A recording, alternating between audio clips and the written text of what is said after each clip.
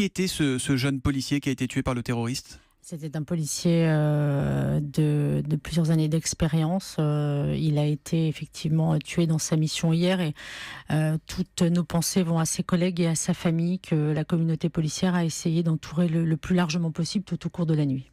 Est-ce que vous avez des nouvelles par ailleurs des deux autres de vos collègues qui ont été blessés hier ? Oui, nous avons été extrêmement préoccupés hier soir, craignant même d'ailleurs le décès de l'un d'entre eux.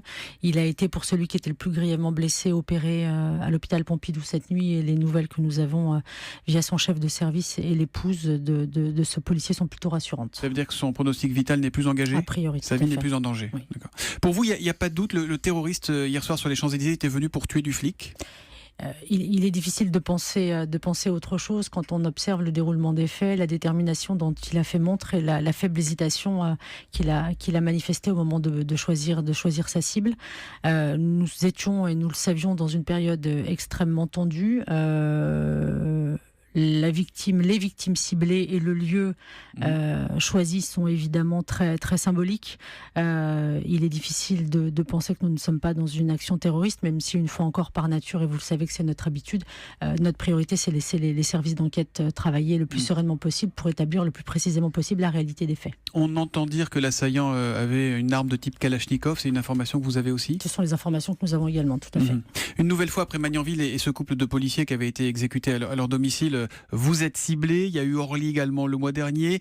Ce sont les forces de l'ordre qui étaient visées. Est-ce qu'aujourd'hui on vous dit attention, vous êtes vraiment des cibles privilégiées ? Est-ce qu'on vous a mis en garde, notamment ces derniers jours ?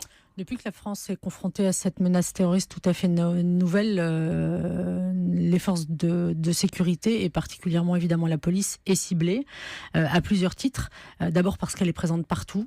Et peut-être, n'est-ce pas un hasard si ce sont les Champs-Élysées qui ont été ciblés hier, parce que c'est aussi un endroit avec une forte densité policière de manière permanente. C'est à la fois une forte densité policière et puis c'est de la mondiovision. Et c'est aussi évidemment une caisse de résonance extrêmement importante. Et puis les policiers évidemment ont été, depuis que notre pays est touché par ces actes terroristes, bien souvent des victimes. Ils ont toujours été présents parmi leurs concitoyens et à ce titre-là sont souvent tombés. Nous avons perdu des policiers à Charlie Hebdo, nous avons perdu des policiers au Bataclan, nous avons perdu des policiers sur la promenade des Anglais, qu'ils soient en action ou qu'ils soient parmi les citoyens. Et à Magnanville, comme hier sur les Champs-Élysées, nous avons perdu des policiers parce qu'ils étaient policiers et qu'ils étaient là pour protéger le reste des citoyens.